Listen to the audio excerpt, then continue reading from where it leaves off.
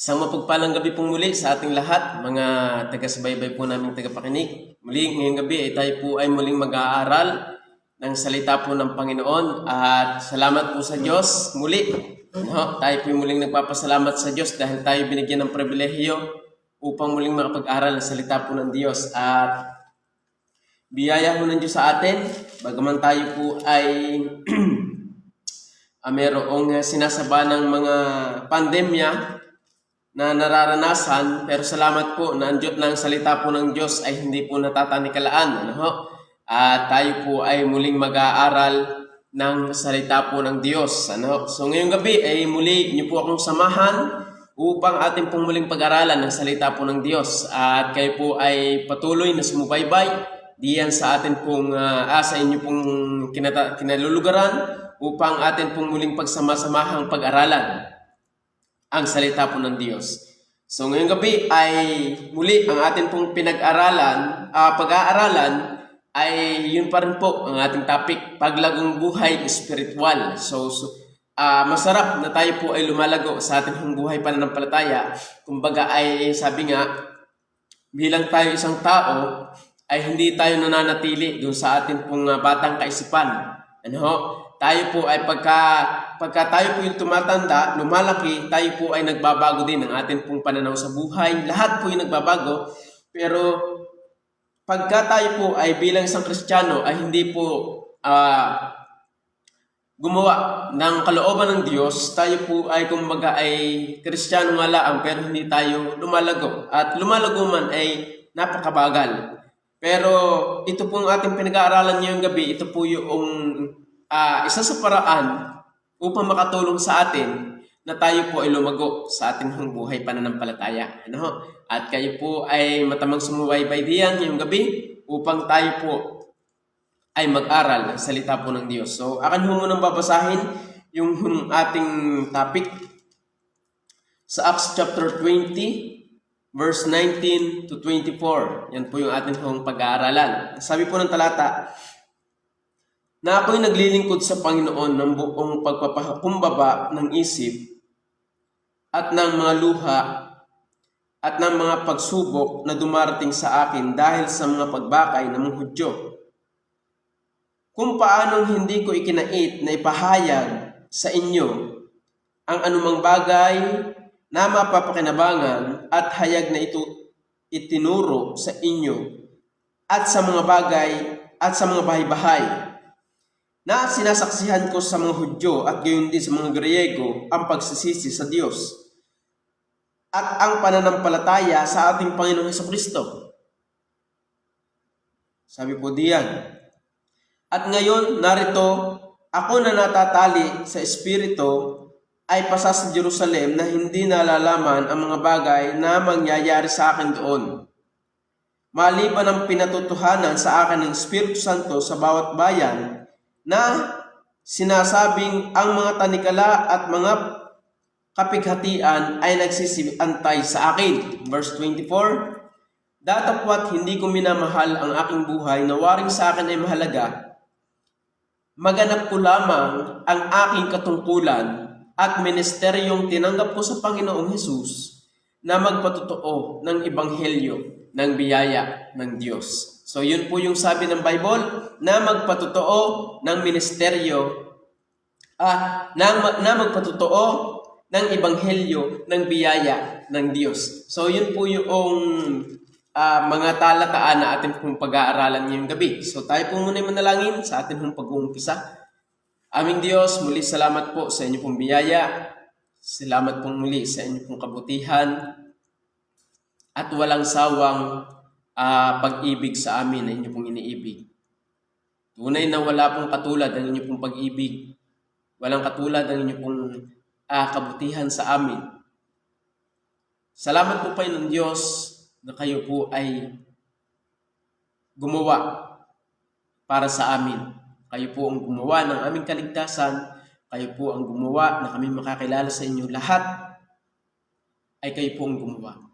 Kaya kami po nagpapasalamat. At ngayong gabi, Panginoon, Banal na Espiritu, muli Kami po ay naninikluhod sa inyo at nagmamakaawa na patuloy niyo pong kilusin ang bawat makikinig upang kanila pong maunawaan ang inyong pong salita, Panginoon. Ako po na inyong lingkod, Panginoon Diyos, ay gamitin niyo pong muling kasangkapan upang ang inyong pong salita, ang inyong pong katotohanan ay mahayag ngayong gabi. At maging tunay yung aming po nagpag-aralan sa aming mga buhay.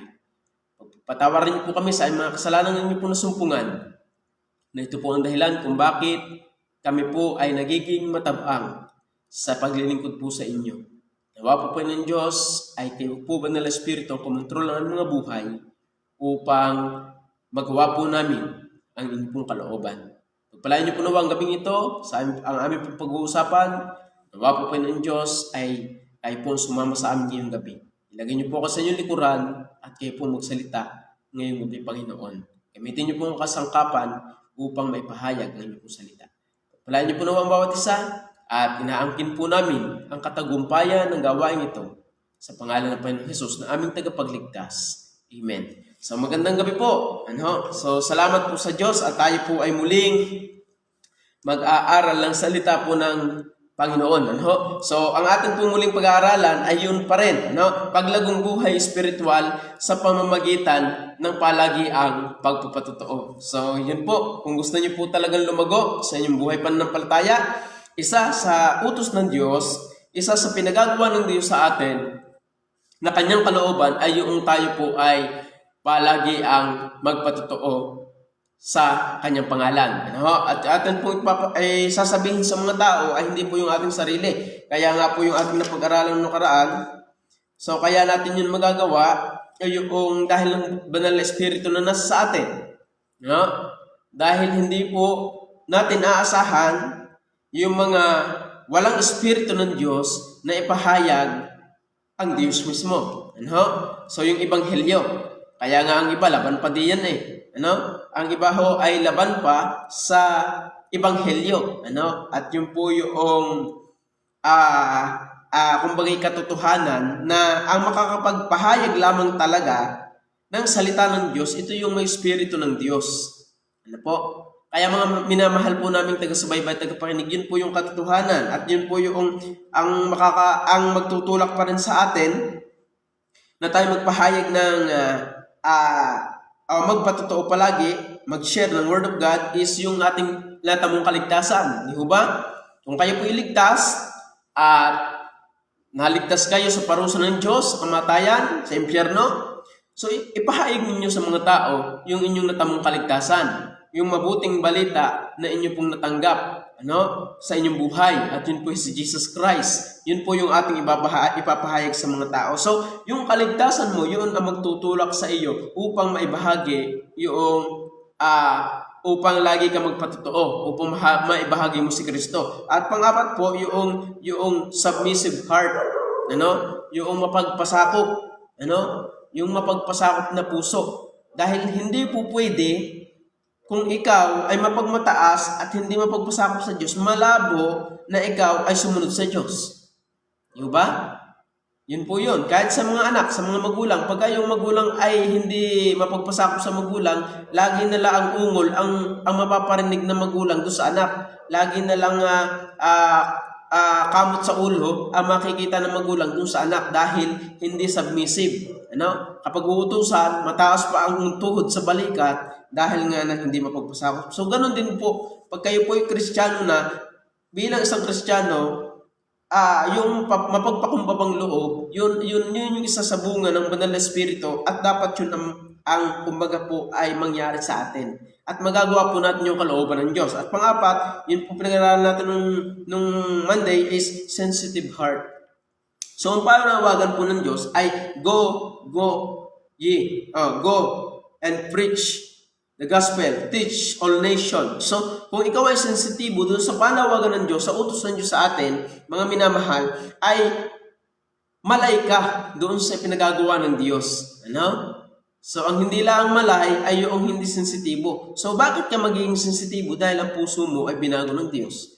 Na ikaw dati walang pakialam sa Diyos at ikaw ngayon ay nabago ang iyong puso. Sabi nga ng Bible, at bibigyan ko kayo ng pusong laman. Aalisin ko ang batong puso sa inyo. Yung batong pusong yun yung hindi sensitibo sa mga utos ng Diyos o sa kalooban ng Diyos. Pero ngayon, kung ikaw iligtas, sabi ko nga, ikaw ay sensitibo, yung puso mo, pag utos ng Diyos, isa sa utos ng Diyos is yung share or lagi magpatotoo, ay yun po yung bunga dapat. Yun yung ilan sa magtutulak sa iyo.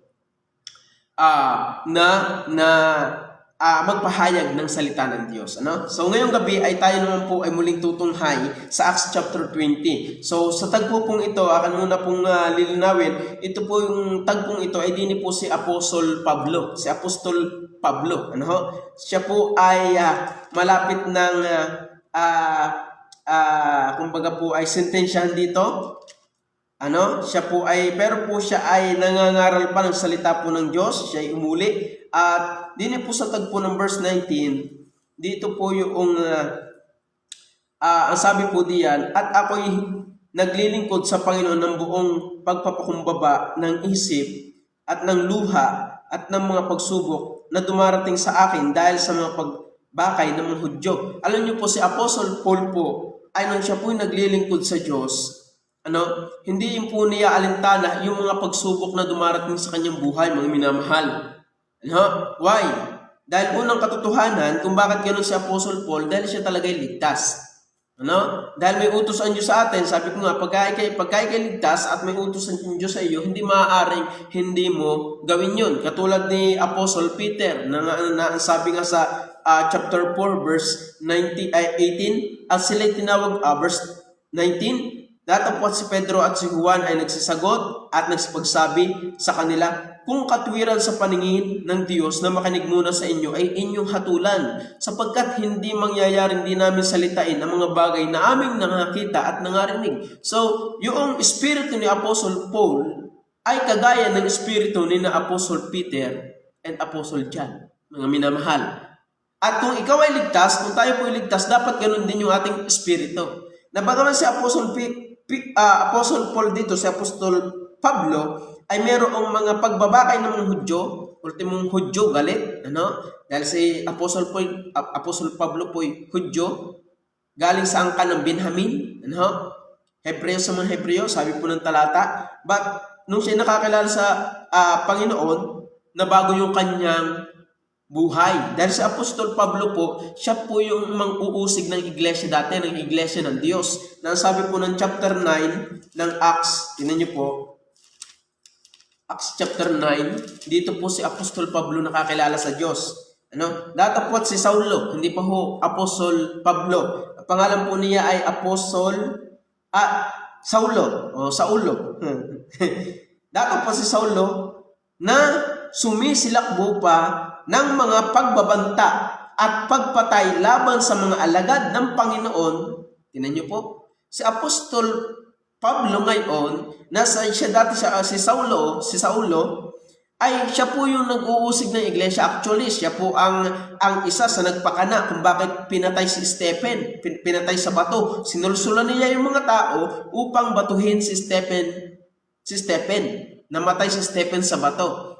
So, ba't nung nakakilala siya sa Panginoon, nabago yung kanyang buhay din sa chapter 9, kung niyo pong babasahin. At yung mga nararanasan ng dahil si Apostol Pablo dati, siya ay kumbaga po ay Pariseyo, matalino. Siya po ay Doctor of the Law din, Pariseyo. Marami pong alam sa Bible. But siya po ay devoted sa kanyang relihiyon, sa Hudyo. But nung siya po ay nakakilala sa Panginoon Jesus, nabago yung kanyang buhay at yung kanyang inuusig na iglesia, yun ngayon yung kanyang kasama. At yung Kristo na ipinangangaral ng mga inuusig niya dati, yun ang kanyang pinangangaral ngayon. Noong time ni Apostol Pablo. Kaya nga sabi dito, dapat si Saulo na sumisilakbo pa ng mga pagbabanta at pagpatay laban sa mga alagad ng Panginoon ay naparoon sa dakilang saserdote at humingi sa kanya ng sulat sa Damasco na sa mga sinagoga upang kung siya'y makasumpong ng sino man sa mga nasa daan, maging mga lalaki o mga babae, ay kanya silang madalang gapos sa Jerusalem. Ibig sabihin, talagang humingi pa siya ng permiso na pag nakakita siya ng tagasunod ni Kristo, followers of Christ, dadalhin ko diyan ng gapos. No? At siya ay, verse 3, at sa kanyang paglalakad ay nangyari na siya'y malapit sa Damasco at pagdakay nagliwanag sa palibot niya ang isang ilaw mula sa langit at siya'y nasubasob sa lupa at nakarinig ng isang tinig na sa kanya'y nagsasabi, Saulo, Saulo, bakit mo ako pinag-uusig? At sinabi niya, sino ka baga, Panginoon? At sinabi niya, ako'y si Jesus na iyong pinag-uusig. Ano? Sabi diyan, sa English po maganda, and he trembling and astonished said, Lord, what wilt thou have me to do? And the Lord said unto him, arise and go in the city, and it shall be told thee that thou must do. So sa tagpo pong yun, doon na po si Apostol Pablo nakakilala. At din po sa Acts chapter 20, dito po yung malapit na po siyang, kumbaga po ay hulihin. Ano? Dito po. At sabi po niya sa verse 22, at ngayon narito ako na natatali sa Espiritu ay pasa sa Jerusalem na hindi nalalaman ang mga bagay na mangyayari sa akin doon. Maliban ang pinatutuhanan sa akin ng Espiritu sa Santo sa bawat bayan na sinasabing ang mga tanikala at mga kapighatian ay nagsisipag-antay sa akin doon. Dahil sa Apostol Pablo ay babalik po sa Jerusalem at hindi niya alam kung ano yung kanyang dagat nandoon. Pero sabi ng talata, at hindi niya alam, sabi diyan, na sinasabing ang mga tanikala at ang mga kapighatian ay nagsisipag-antay sa akin doon. So ibig sabihin, meron na talagang kay Pablo nag-iintay na kumbaga ay yung problema. Alam na po niya yun. But ang sabi po niya sa verse 24, but none of these things move me. Ano yung movement tinutukoy diyan? Yun po yung mga problemang darating sa kanya, yung kanyang sasabanahin. Alam na po ni Apostle Paul na merong problemang sasabanahin. At alam niyo po mga mananampalataya, ganun din po tayo. Sa pangangaral po natin ng salita ng Diyos, kaya tayo po ay bilang isang mananampalataya ng Diyos, hindi lahat ay aayon sa atin. Sa pangangaral po natin ng salita ng Diyos, meron po diyang magagalit. Kaya nga sinabi ko, nung ako Bible student pa, ako hinapasok sa Good Shepherd Theological Institute, ako po ay namimigay ho ako ng pulyeto. Dati ang terminal po ng Batangas Dagatan ay doon sa may St. Patrick hospital doon sa likod. So ako po yung naglakad papuntang Good Shepherd. So naglakad po ako at ako po yung namigay ng babasahin. May nadaanan po akong tricycle driver at alam niyo po nangyari sa akin nung nadaanan ko ang tricycle driver, mga tricycle na kahilera dyan. Mula huli, binigyan ko, ako nang galing sa huli, pauna. So yung kahuli-hulihan kong binigyang tao, siya hindi tumanggap at nagalit po siya sa akin. At nag-akma po siya sa akin na ako po kanyang susuntukin. Nagalit. Pero sabi ng mga tao, utoy, ayos lang yan, yaman na yan. Huwag mo nang bigyan, magagalit lang lalo yan. Pero natural lang yun sa atin. Nung ako pinagsuko ng buhay at sumunod sa Panginoon, ang aking mga kapatid at magulang, nagalit din po sa akin. Dahil ang gusto nila sa akin ay pumasok ka ng pulis at susuportahan ka namin, yun ang gusto nila. Pero ang gusto ko, yung kalooban ng Diyos ay akin sundin. Pagka sinusunod po natin yung kalooban ng Diyos at isa sa kalooban ng Diyos yung magpatotoo, huwag mong aasahan na lahat ay laging ayos. Ay nasunod naman ako sa Diyos, dapat laging ayos. Hindi po. Ganun din po si Apostle Paul. But ngayon po, ang atin pong makikita dito na katotohanan, atin pong hiwag-hiwagin na rin, sa verse 19, na ako yung naglilingkod sa Panginoon ng buong pagpapakumbaba. Bakit ganun na lamang ang buhay ni Apostol Pablo na siya, alam niyo po, si Apostol Paul napakatalino. Napakatalino po yan. Doctor of the law.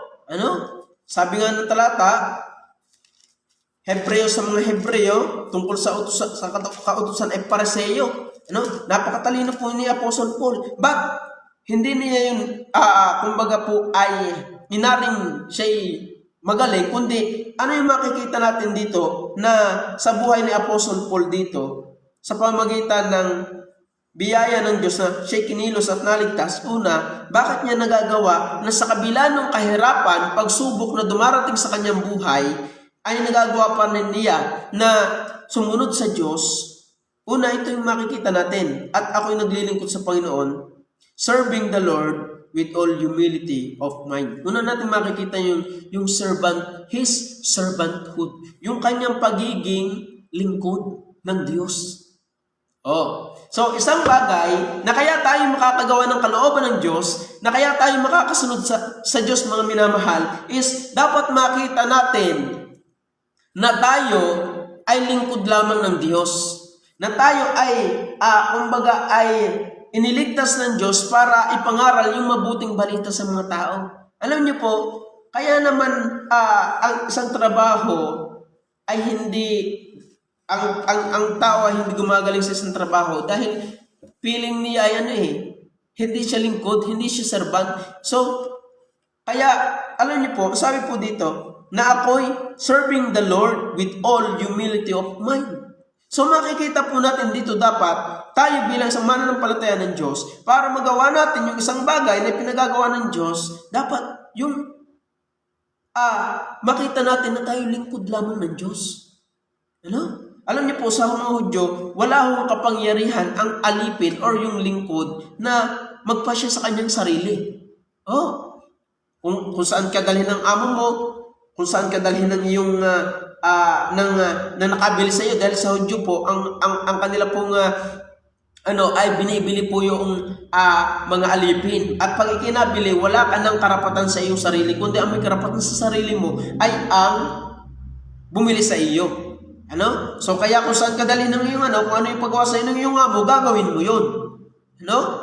So ngayon po, ang nakita ni Apostle Paul dito, yung biyaya ng Diyos na makapaglingkod sa Diyos, at nakita niya na siya'y alipin lamang ng Diyos. Kaya nga ang sabi dito ng talata sa Luke chapter 17 verse 10, sabi po, ito yung nakitang biyaya ni Apostle Pablo. Gayon din naman kayo, pagka nagawa na ninyo ang lahat ng mga bagay na sa inyo'y iniutos, inyong sabihin, mga aliping walang kabuluhan kami. Ginagawa namin ang katungkulan naming gawin. Ano yan? So likewise ye, when ye shall have done all those things which are commanded you, say, we are unprofitable servant. We have done that which was our duty to do. So pag nakita natin yung ating duty, na tayo lingkod lamang ng Diyos, alam niyo po, walang mahirap na bagay na magagawa. Dahil pag nakita mo ikay lingkod at inuutusan ka ng Diyos na gawin mo ito, gagawin mo yan. Dahil inuutusan tayo ng Diyos, kaya nga sabi ng Matthew, go. Inuutusan tayo ng Diyos na palagi ang magpatotoo, go. At alam niyo po, ang sistema ng Diyos para tayo lumago sa ating buhay pananampalataya is kailangan nating gumawa ng kalooban ng Diyos. At isa sa dapat nating makita para magawa natin ng ayos is yung servanthood. Kaya ang tao hindi nakakagawa, tingnan niyo po, maraming mga politiko na para bagang kaya sila pumasok dahil dapat sila ipaglingkuran. Mayor na ako. Hindi nila naunawaan na ang kanilang kaya sila tumayo doon, kaya sila mayor dahil sila lingkod ng bayan. Hindi dahil hindi kumbaga hindi hindi yung posisyon lamang, kundi dapat makita mo kung ano dapat yung iyong kumbaga ay iyong gagawin diyan bilang nakaposisyon ka diyan. So, ganun din po sa isang buhay mananampalataya. Hindi lamang tayo, Kristiyano na ako, ayos na kahit ako magpabanjing-banjing na. Hindi. Dapat makita natin na tayo bilang iniligtas ng Diyos, bilang ang Kristo. Kaya nga sabi ng talata sa Philippians chapter 2, Philippians chapter 2, ang sabi po diyan, magkaroon kayo sa inyo ng pag-iisip na ito'y na kay Kristo Jesus din naman. Ano kayo pag-iisip yung na kay Kristo Jesus din naman? Na siya bagaman nasaan yung Diyos, siya po'y Diyos, ay hindi niya inaring isang bagay na nararapat pa ng pagkapantay niya sa Diyos, kundi bagkos hinubad niya ito at nag-anyong alipin na nakatulad sa mga tao. At palibasay na sumpungan sa inyong tao, siya'y nagpakababa sa kanyang sarili na nagmasunurin hanggang sa kamatayan. Oo, sa kamatayan, sa krus. So nagmasunurin. So nakita niyan, sabi diyan, let this mind be in you. Ang sabi na Apostle Peter, siya po nagsulat ng Book of Philippians, let this mind be in you, which was also in Christ Jesus. Magkaroon kayo sa inyo ng pag-iisip na ito na kay Kristo Jesus din naman. Ano yung pag-iisip niyon? Who, being in the form of God, though in not robbery to be equal with God, but made himself of no reputation, and took upon him the form of servant. Tingnan niyo po, nung siya'y Diyos, nagkatawang tao, si Kristo, ang Panginoong Jesus nga, nagkatawang tao, at nung nagkatawang tao, hindi siya nag-astang Diyos, kundi kinuha niya yung pagkakatawang, yun siya nagkatawang tao, naging servant siya. Kaya tayo bilang isang mga mananampalataya ng Diyos, tayo may inuutosan ng Diyos sa atin, may utos ang Diyos sa atin, isa sa inuutos ng Diyos na tayo magpatotoo ng Ebanghelyo, mga minamahal. At ito yung sabi, makita natin na yung his servanthood. Nakita dito ni Apostle, yung makikita natin sa buhay ni Apostle Paul, na kaya nagawa niya yung mga bagay na yun, ang dami niya nakita yung churches, at sa pangangaral niya, ay siya po'y matindi, ang kanya pong naranasan, hindi biro. Ako po. Iniwan niya yung karangalan na siya'y Hudyo, tungkol sa kautusan ay Pariseo. Siya po'y abogado, si Apostle Paul. Pero iniwan niya yung karangyaan, yung kasikatan, maganap lamang. Sabi nga ng talata, but none of these things move me, neither count I my life thereunto myself, so that I might finish my course with joy and the ministry which I have received of the Lord Jesus to testify the gospel of the grace of God. Dapat ganun mga minamahal yung ating pong ramdam. Na tayo yung mga minamahal ay hanggang sa kamatayan, dapat ginagawa natin yung kalooban ng Diyos na mangaral ng salita ng Diyos. No? Walang kwenta yung ating pananampalataya pagka hindi natin ginagawa yung kalooban ng Diyos, mga minamahal. At isa sa kalooban ng Diyos, isa sa iniuutos niya, go, preach the gospel. Kaya nga sabi niya ng talata, ang sabi po dito ng talata, and the ministry, but none of these things move me, neither count I my life thereunto myself, so that I might finish my course with joy in the ministry which I have received of the Lord Jesus to testify the gospel of the grace of God. Datapot hindi ko minamahal ang aking buhay na waring sa akin ay mahalaga. Ano kung kayo mamatay? Basta magawa kayong kalooban ng Diyos. Basta masunod kayo. Ano kung kayo pinipigilan? Basta magawa kayong kalooban ng Diyos. Alam niyo mga minamahal, ang buhay yung ito'y may katapusan. At ang pangit na pag tayo nagtapos sa ating buhay pananampalataya ay walang yung iniuutos ng Diyos sa atin na hindi natin nagawa. No? Balang araw ho, may crown of rejoicing, crown of righteousness sa langit. So kaya mga minamahal, tayo po ay magsikap sa ating buhay pananampalataya. Wala pong mahina, wala pong malakas. No, kami ho, kung inyong pong titingnan, parang malakas pero hindi po kami malakas. Kami umaasa lang sa biyaya ng Diyos. Ba't kaya po namin nagagawa yung isang bagay, yung na pinagagawa ng Diyos sa amin, yung mga bagay na pinagagawa ng Diyos sa amin because of His mercy. At pag nakita natin yung awa ng Diyos na ginawa sa atin, makikita natin sino ako o Diyos. Parang si Isaiah. Ang sabi ng Isaiah, ang sabi po doon ng Isaiah, tinan niyo po. Isaiah chapter 6, sabi po dito ng Isaiah. Sabi po dito, na magkagayoy, tingnan niyo po, verse 1 muna tayo. Nang taong mamatay ang Haring Uzzias, ay nakita ko ang Panginoon. Ano? Nakaupo sa isang luklukang matayog at mataas at pinuno ang templo ng kanyang kaluwalhatian. Maganda po yung sa English.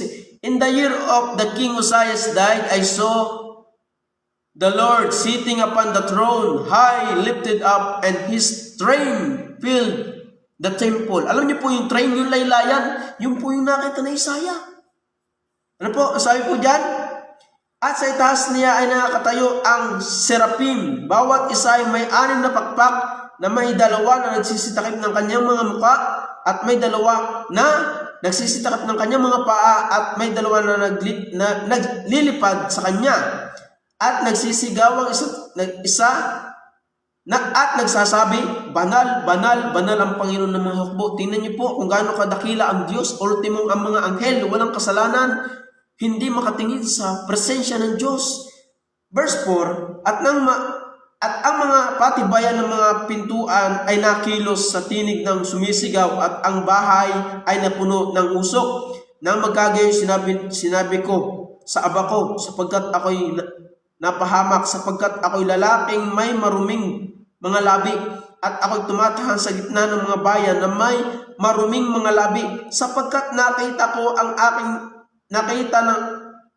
ng aking mga mata ang hari, ang Panginoon ng mga hukbo. Tingnan niyo po, ito po si Isaiah. Siya po ay propeta. Ba't nasabi po dito verse 6, 7?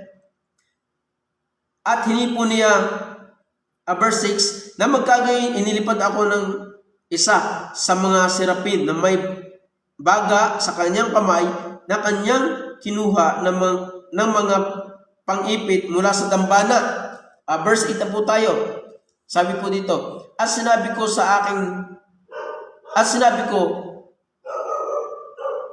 at narinig ang tinig ng Panginoon na nagsasabi, sinong susuguin ko?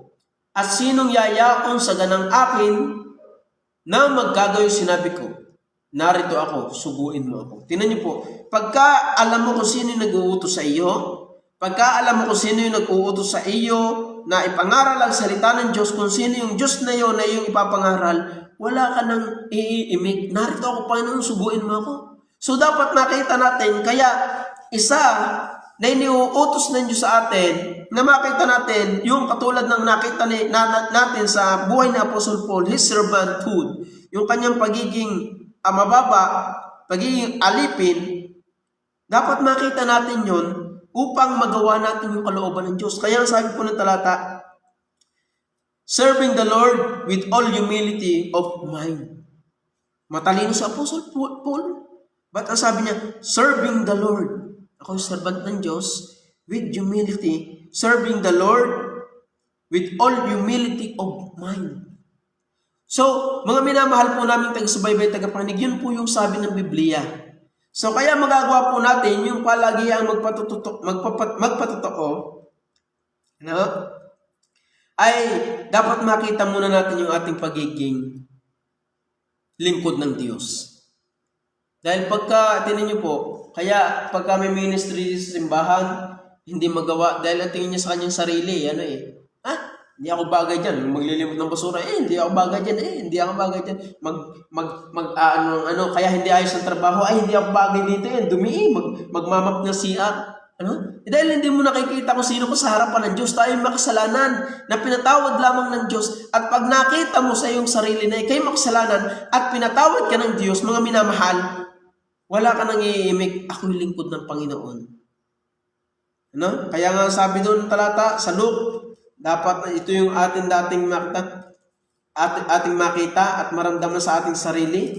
Luke chapter 17, akin na kung nabasa ulit, babasahin ko lang ulit. Ang sabi po din ng Bible, gayon din naman kayo pagka nagawa na ninyo ang lahat ng mga bagay na iniutos sa inyo, ay inyong sabihin, mga aliping walang kabuluhan kami. Ginagawa namin ang katungkulan naming gawin. Tayo yung lingkod ng Diyos.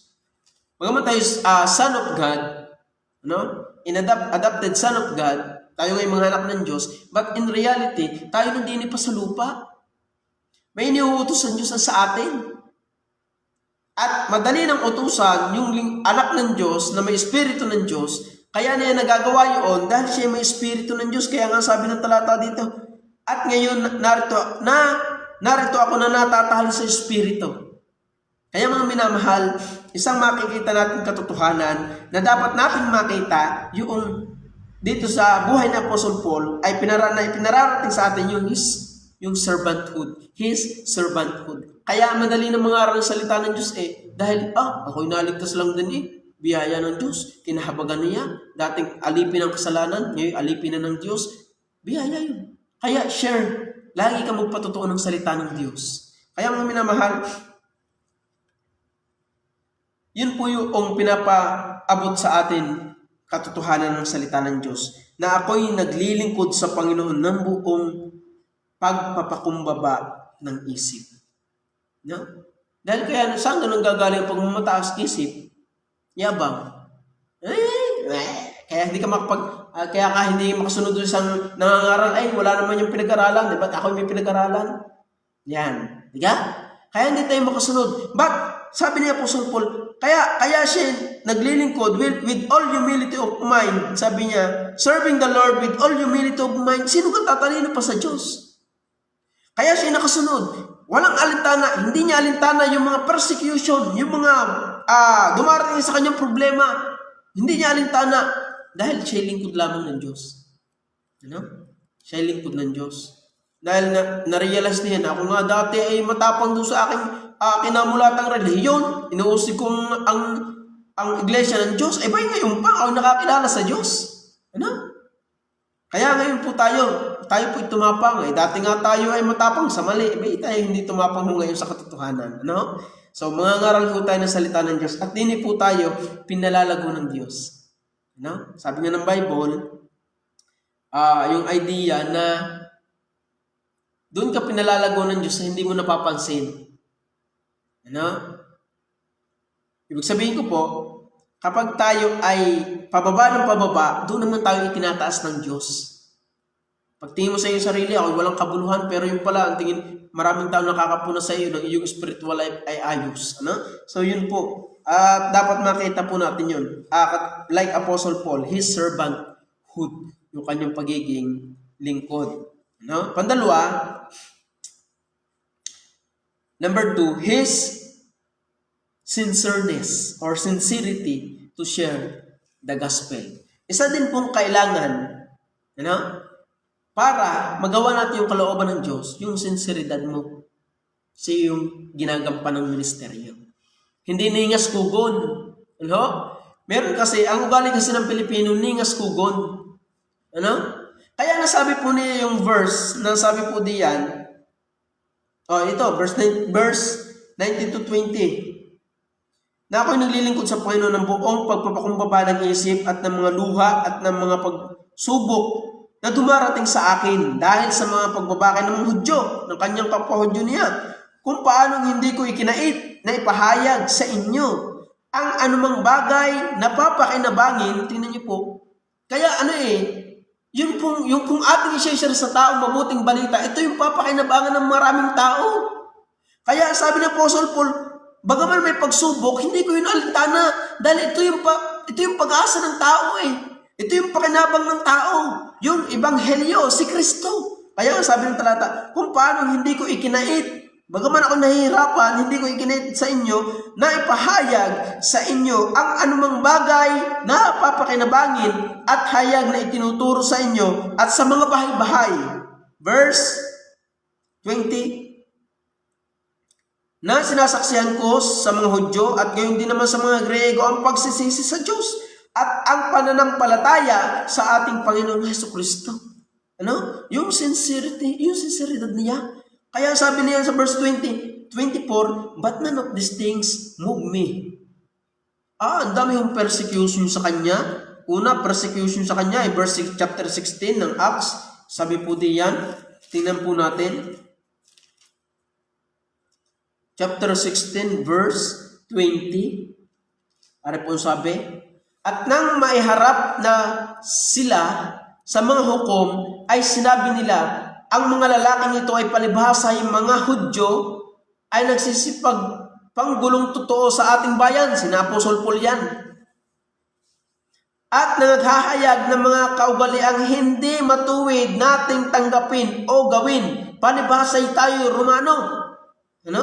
Verse 22. At samantalang nagsitindig ang karamihan laban sa kanila at hinapak ng mga hukom ang kanilang mga damit at ipinapalo sila ng mga panghampas ni Apostol Pablo, at nang sila'y mapalo na nila ng marami ay ipinasok sila sa bilangguan na ipinagtagbilin sa tagapamahala na sila'y bantayang maigi. Tingnan niyo po. Alam niyo po yung sinseridad ni Apostle Paul, bagaman ito po yung nangyari sa kanya, chapter 16, ay nasa verse 20 na po tayo. Ang dami na pong pag-uusig sa kanya, ang dami. Siya po yung pinagbabato siya na halos patay ng iwan. Mamaya ating pong babasahin. Pero sabi po dito, nang matanggap ito, ang gayong tagubilin ay pinasok sila sa kaloob-looban ng bilangguan at ipiniit ang kanilang mga paa sa bilangguan. Tingnan niyo po, sa kaloob-looban ng bahagi ng bilangguan, meron pang nakakadena ang kanilang paa.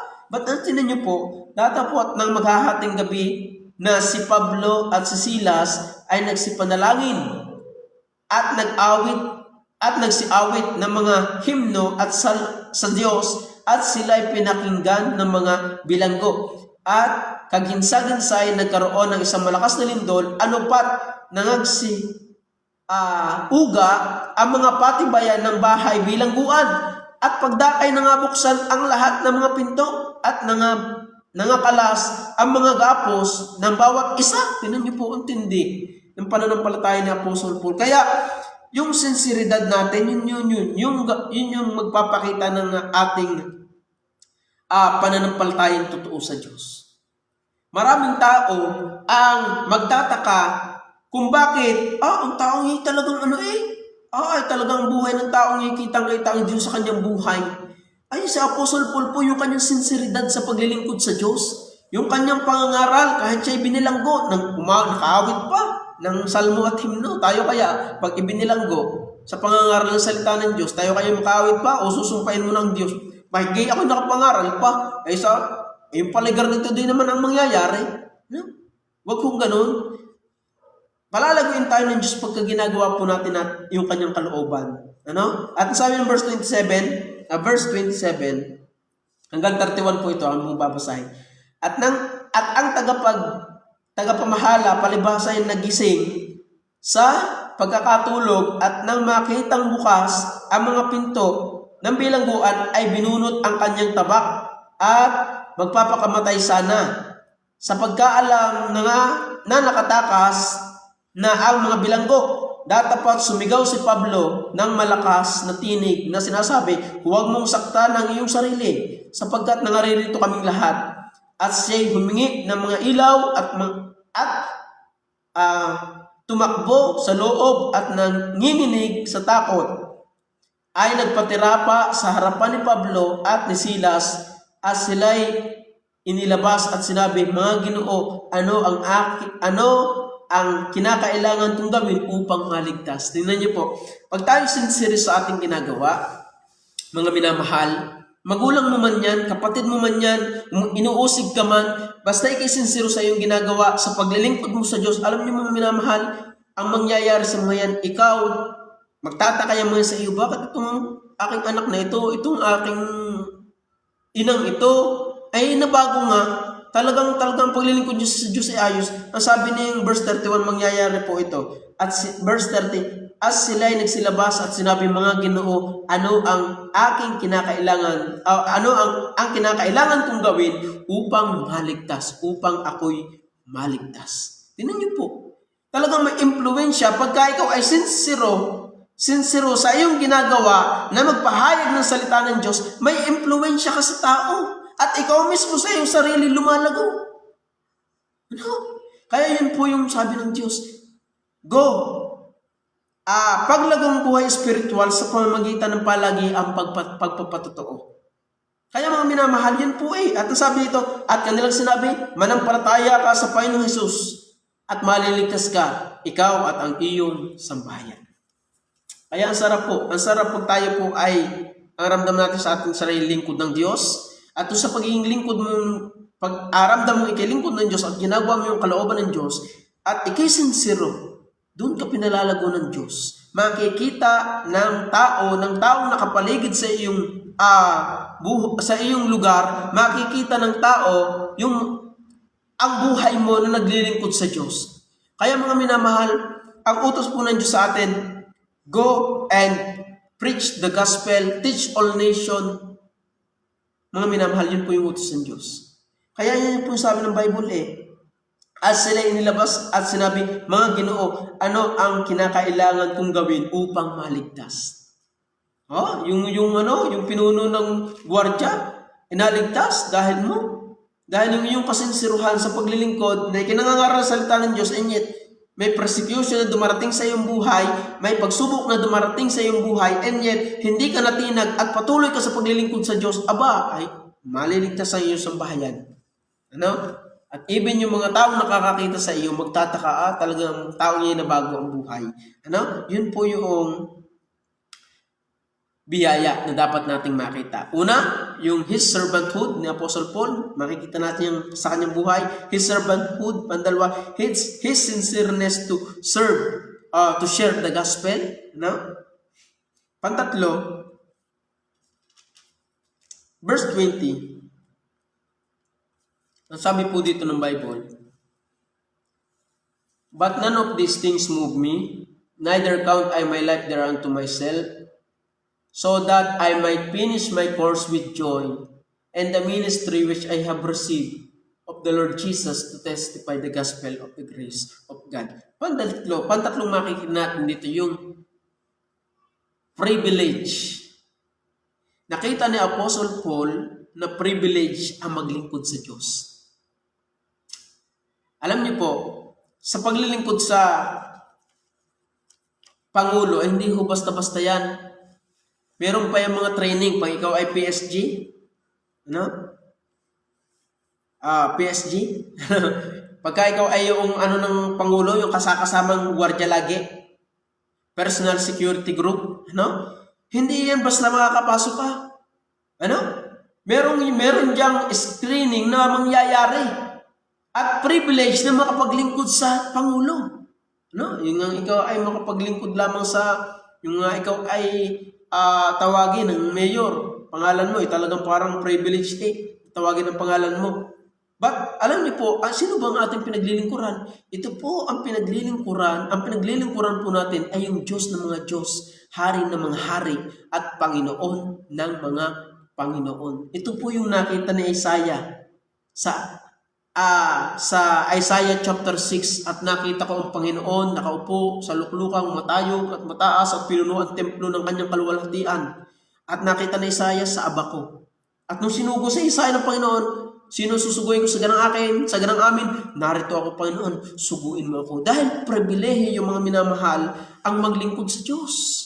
Hindi lahat ng tao ay tunay na nakakapaglingkod sa Diyos. Kahit magdasal ka na diyan ng 10 Ginoong Maria na pupuno ka ng disgrasya, hindi ka pa rin tatanggapin ng Diyos. But kaya tayo tinatanggap ng Diyos, tayo mga mananampalataya ng Diyos, dahil lang kanyang bugtong na anak, si Jesus Christ. Kaya mga minamahal po namin taga-subaybay at tagapakinig, mga mananampalataya ng Diyos, tayo po makita po natin na pribilehiyo ang makapaglingkod sa Diyos. Hindi po lahat tinatanggap ng Diyos ang paglilingkod. Ang sabi po ng talata, sa Matthew 7:21, marami ang magsasabi sa akin sa araw na iyon, Panginoon, Panginoon, hindi ba nagsipanghula kami sa iyong pangalan? At sa pangalan mo ay nagsipanglayas kami ng mga demonyo? Ang mga dakilang gawa po ito. At sa pangalan mo ay nagsigawa kami ng mga gawang makapangyarihan. Ang sabi po diyan, nagsigawa kami ng gawang makapangyarihan. Tingnan niyo po verse 23. At kung magkagayoy ipapahayag ko sa kanila, kailan may hindi ko kayo nakikilala, magsilayo kayo sa akin, kayong manggagawa ng katampalasanan. Kaya hindi po lahat ng paglilingkod sa Diyos ay tinatanggap ng Diyos. Kaya mga minamahal po namin taga-subaybay, taga-pakinig, lalo na po sa mga miyembro ng Iglesia ng God is Able Baptist Church, pribilehiyo po maglingkod sa Diyos. Kaya lagi po dapat tayong nangangaral ng salita ng Diyos sa mga tao. Pribilehiyo po yan, hindi po yun, kaya tayo pinili ng Diyos dahil tayo karapat-dapat. Hindi po, kaya tayo pinili ng Diyos, maglingkod sa Kanya, pribilehiyo po yun, dapat po natin makita. Kaya pag tayo po ay nasa paglilingkod sa ministeryo ng Panginoon, dapat makita po natin pribilehiyo po ito. Hindi po tayo kung sino. Dahil kaya lamang naman tayo tinatanggap ng Diyos ng ating paglilingkod because of the Lord Jesus Christ. Kaya tayo tinatanggap ng Diyos yung mga paglilingkod natin ginagawa dahil ng Panginoong Jesucristo. Kung wala si Kristo sa ating buhay, walang kwenta yung ating paglilingkod. May mapapasama po tayo dito sa Matthew 7:21. Hindi ang bawat nagsasabi sa akin, nasabi yan, marami ang magsasabi sa akin, Panginoon, Panginoon. Di ba nagsipanghula kami sa iyong pangalan? At sa pangalan mo'y nagsipanglayas kami ng mga demonyo. At sa pangalan mo'y nagsigawa kami ng gawang makapangyarihan. Verse 23, at kung magkagayoy ipapahayag ko sa kanila, kailanman hindi ko kayo nakikilala, magsilayo kayo sa akin, kayong manggagawa ng katampalasanan. Tingnan niyo po, gumawa na ng para sa Diyos daw, pero sabi ng Diyos, kayong manggagawa ng katampalasanan. Kaya hindi po lahat ng paglilingkod ay tinatanggap ng Diyos. Naku, magdasal ka na hapon-hapon, alas 6 na lang, nakakabingi na ho yung pagdadasal diyan. Hindi ho tinatanggap ng Diyos. Yan. Hindi po yan. Ang daming relihiyon po na akala nila sila naglilingkod sa Diyos. Nagkukrusada, uli na diyan, init na init. Pero alam niyo po, hindi yung tinatanggap ng Diyos. Ang tinatanggap ng Diyos kapag ikaw mismo sa iyong sarili, nandyan ang Holy Spirit at si Jesus Christ ang iyong tagapagligtas. Yun po. Kaya privilege yung makapaglingkod sa Diyos. Kaya inuutusan po tayo ng Diyos, go! Sino yung go? Sino yung inutusan? Ang inutusan po ay yung mga may banal na espiritu ng Diyos. Yung pag-aaral natin ng nakaraang linggo, yung ligtas. Yung mga ligtas, yun po yung inutusan ng Diyos. Yung mga mananampalataya, yung followers of Christ, yung tagasunod ni Kristo. Tayo po yun, mga minamahal. Tayo po yun, hindi po iba. Hindi po dating daan, hindi saksi ni Jehovah, hindi iglesia ni Kristo, hindi Catholic, hindi Muslim, hindi po Mormon, hindi etc. Tayo pong mga anak ng Diyos. Tayo pong nakakilala sa Panginoong Jesus. Yun po. Kaya, pribilehiyo po yung paglilingkod sa Diyos. At dapat makita po natin yun. Hindi po tayo karapat-dapat, mas maraming karapat-dapat kaysa sa atin. But nakita ni Apostle Paul, privilege. Kaya sabi po niya ng talata sa Acts chapter 20 verse 24, but none of these things move me, neither count I my life thereunto myself, so that I might finish my course with joy, and the ministry which I have received to the Lord Jesus to testify the gospel of the grace of God. Maganap ko lamang yung ministeryong tinanggap ko sa Panginoon Jesus na magpatotoo ng ebanghelyo ng biyaya ng Diyos. Kaya mga minamahal, lalo na po ngayon, gadget, ang dali. Share na lang natin ang mabuting balita, ang salita ng Diyos, share natin sa Facebook. Ayan na, nakapag-share ka na, gawin po natin, mga minamahal. Yun po yun. Privilege. Yun po yung dapat nating makita. Kaya mga minamahal po namin taga-subaybay at taga-pakinig. Yun po ang utos ng Diyos sa atin. Kaya mga minamahal, kung merong utos ng Diyos sa atin, tayo makasalanan na kinahabagan ng Diyos, may aatang sa ating utos ang Diyos, the Great Commission, go, and preach the gospel, teach all nations, baptize them in the name of Father, Son, Holy Spirit, and teach, observe them. Kaya alam niyo mga minamahal, gawin natin yung kalooban ng Diyos. At yun po yung pribilehiyo. Pribilehiyo at biyaya na tayo ay naging anak ng Diyos at biyaya na tayo makapagpahayag ng totoo ng salita ng Diyos. Kaya doon po tayo lalago. Ang gusto ng Diyos sa atin, tayo lumago. Parang sa Apostle Paul, hindi yan ganyan dati. Ba't nyo siya naligtas, sumunod sa Diyos? Ang sabi niya, datapwat hindi ko minamahal ang aking buhay. Nawaring sa akin ay mahalaga. Maghanap ko lamang yung ministeryong tinanggap ko sa Panginoong Jesus na magpatotoo ng ebanghelyo ng biyaya ng Diyos. Kahit siya inuusig, kahit may persecution, sabi nga ng talata diyan, siya pinagbabato Pinagbabato siya. But halos umuluwa na yung mata niya nung siya'y batuhin. Sa chapter 14 po tayo ng Acts. Akala mong babasahin. Pinagbabato na siya hanggang sa parang siya'y iniwang patay. Chapter 14 verse 19 to 20. Datapwat nagsirating ang mga Hudyong buhat sa Antioquia, hindi to Kokwa, at Iconio, at ng mga mahikayat nila, ang karamihan ay kanilang pinagbabato si Pablo. Tingnan niyo po.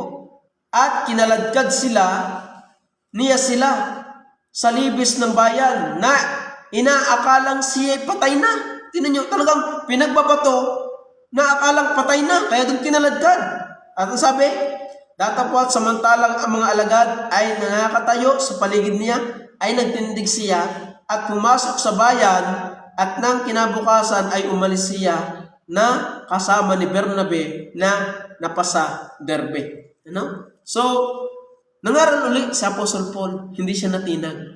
Dahil kita niya yung kanyang pagiging lingkod ng Diyos, pandalawa yung sincerity, pantatlo yung privilege na maipahayag yung Kristong kanyang tinanggap.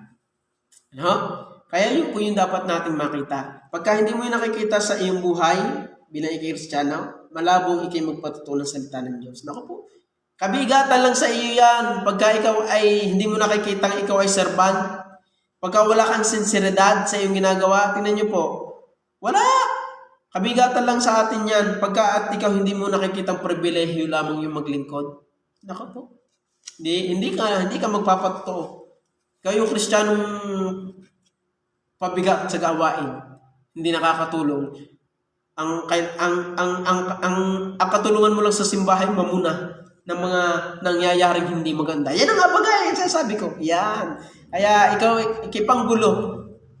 Kung ikay Kristiyano, dapat tayo lumalago. At isa sa paraan na tayo palaguin ng Diyos is yung magpatotoo ng ebanghelyo, ng biyaya ng Diyos. At dapat makita natin, tayo servant, dapat tayo sincere sa ating ginagawa, at dapat makita natin na privilege lamang yung may pangaral si Kristo. Ano po? So, yun po. At tayo po ay manalangin sa ating pong pagwawakas. Salamat, Panginoon Diyos, sa inyong biyaya. Tunay na napakabuti ninyo sa aming mga buhay. Pagpalain niyo po nawa na pag-usapan namin ngayong gabi. Naway makita namin yon. At palaguin niyo po kami sa aming buhay paglilingkod. Patawad po sa mga kasalanang sumpungan ninyo. At salamat po sa bawat nakapakinig. Nawa o Diyos ay inabot niyo po ang kanilang pangailangan.